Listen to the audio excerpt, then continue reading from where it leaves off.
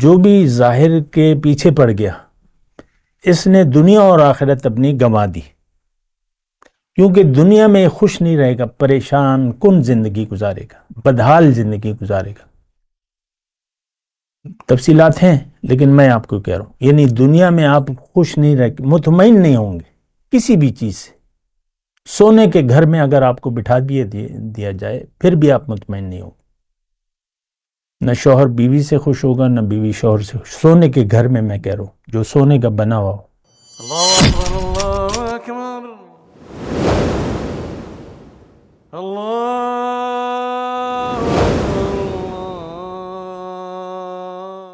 اعوذ باللہ من الشیطان الرجیم، بسم اللہ الرحمن الرحیم۔ اللہم صلی علی سیدنا محمد معدن الجود والکرم وآلہ وسلم۔ سامعین و ناظرین اکرام، السلام علیکم ورحمۃ اللہ وبرکاتہ۔ آج کا ہمارا موضوع ظاہر کی حقیقت۔ مضمون بڑا اہم ہے اور ہمارے کام کا ہے، ہمارے لیے ہے۔ اور ایک اگر میں مختصر بات کروں تو ابتدائی طور پہ کہ انسان کو اللہ تعالیٰ نے ایک بات تو یہ ہے کہ دنیا کے لیے نہیں بنایا ہے، یعنی دنیا اس کی نہ منزل ہے نہ ہو سکتی ہے۔ ایک مختصر بات ہے، انسان جب مرتا ہے تو کوئی چیز اپنے ساتھ نہیں لے جا سکتا، نہ مال نہ اولاد نہ کوئی عہدے، تو یہاں ہی ختم ہو جاتے ہیں۔ 60-65 سال کی عمر میں عہدے سارے ختم ہو جاتے ہیں، آرمی چیف پھر رہتا تو نہیں ہے۔ تو ظاہر اور باطن، اور میں یہ بات کہنے کی کوشش کر رہا ہوں کہ دنیا میں آ کے اگر انسان ظاہر کے سحر میں مبتلا ہو گیا تو اس نے اپنی زندگی کو گنوا دیا، یعنی دوسری زندگی اس کی ضائع ہو گئی حقیقت میں۔ اور اس کے ساتھ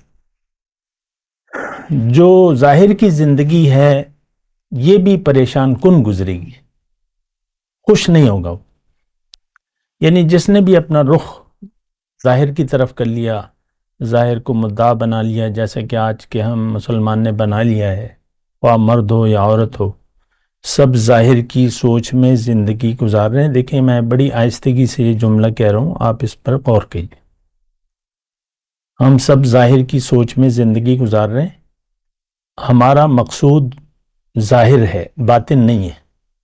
محبوب یعنی ہمیں پسند ہے، ظاہر پسند ہے، مال دولت عزت شہرت جو بھی ہے یہ ہمیں پسند ہے، لوگ پسند کرتے ہیں اسے۔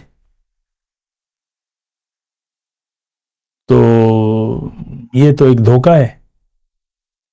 تو اس بات کو ذرا سمجھنے کی کوشش کریں۔ میں آپ کو جملہ یہ کہہ رہا ہوں کہ جو بھی ظاہر کے پیچھے پڑ گیا اس نے دنیا اور آخرت اپنی گنوا دی، کیونکہ دنیا میں خوش نہیں رہے گا، پریشان کن زندگی گزارے گا، بدحال زندگی گزارے گا۔ تفصیلات ہیں لیکن میں آپ کو کہہ رہا ہوں، یعنی دنیا میں آپ خوش نہیں رہ مطمئن نہیں ہوں گے کسی بھی چیز سے۔ سونے کے گھر میں اگر آپ کو بٹھا دیا جائے پھر بھی آپ مطمئن نہیں ہوں گے۔ نہ شوہر بیوی سے خوش ہوگا، نہ بیوی شوہر سے خوش۔ سونے کے گھر میں کہہ رہا ہوں جو سونے کا بنا ہوا ہو۔ تو ایک بات تو یہ ہے۔ دوسرا دیکھیں، ظاہر کی حقیقت کیا ہے؟ یہ آلہ ہے، اس سے آپ کو اپنی آخرت بنانی ہے، آخرت کمانی ہے یا بنانی ہے۔ اور یہ آلہ اگر نہ ہو تو پھر آلات کے بغیر، یہ تو دیکھیں دنیا عالم اسباب ہے ہم کہتے ہیں نا، اور ہر کام کے لیے ایک سبب ہوتا ہے، کچھ آلات چاہیے ہوتے ہیں، آلات کے بغیر کچھ نہیں ہوتا۔ تو مثال کے طور پہ آپ ایٹم بم بنا رہے ہیں، اس کا ایک مقصد ہے، لیکن آلات نہ ہوں، ذرائع نہ ہوں تو آپ ایٹم بم کیسے بنائیں گے؟ تو اسی طرح آپ ایک گھر بنا رہے ہیں اپنے لیے، تو آپ کے پاس پیسے نہ ہو تو گھر کیسے بنے گا؟ آپ کھانا نہیں ہے آپ کے گھر میں لیکن پیسے نہیں ہیں تو پھر آپ یا تو بھیک مانگیں گے یا بھوکے رہیں گے. یا آپ پیاسے ہیں تو پیاس کو بجھانے کا تو ایک ذریعہ ہے. آلہ کہہ لیں آپ، پانی ہے تو آلات، یہ آلہ کیا ایک بڑھئی ہے تو وہ بہت اچھا کاریگر ہے، لیکن اگر آلات اس کے پاس نہ ہو، لکڑی ہو لیکن آلہ نہ ہو، تو وہ میز کرسی کیسے بنائے گا؟ یہ سمجھنے کے لیے میں کہہ رہا ہوں. آلہ ہے، ظاہر جو ہے یہ آلہ ہے.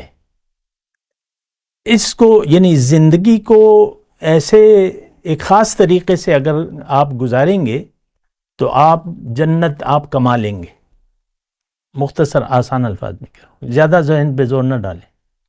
زندگی کو زندگی دی ہے نا جتنی بھی ہے، اس کو اگر آپ ایک خاص طریقے سے گزاریں گے تو جنت اللہ تعالیٰ آپ کے نام پہ لکھ دے گا. لیکن اس خاص طریقے کے خلاف آپ زندگی اپنی مرضی سے گزاریں گے تو پھر آپ کے لیے جہنم لکھ دی جائے گی. مختصر میں بات کر رہا ہوں. طریقہ آلہ، میں کہہ رہا ہوں نا آج کی گفتگو میں آلات کی بات ہو رہی ہے. زندگی یہ ظاہر جو ہے یہ آلہ ہے، اور آلے کی حیثیت یہ ہے، یعنی یہ زندگی کی حیثیت یہ ہے کہ اگر آپ اس کو اللہ کی مرضی سے گزاریں گے تو جنت آپ کی ہوگی. اپنی مرضی سے گزاریں گے تو آپ پکے دوزخی ہیں ہمیشہ کے لیے، چاہے آپ نے کلمہ پڑھا ہے، چاہے نمازیں پڑھ رہے ہیں، چاہے روزے رکھ رہے ہیں. لیکن اگر آپ کا مقصد ظاہر ہو گیا تو آپ کے نیک اعمال ضائع ہیں. ہمیں تو اس کی کوئی پرواہ نہیں ہے. اللہ تعالیٰ نے یہ تو بار بار کہا ہے، حبطت اعمالہم، اعمال ضائع ہو جاتے، نیک اعمال ضائع ہوتے ہیں.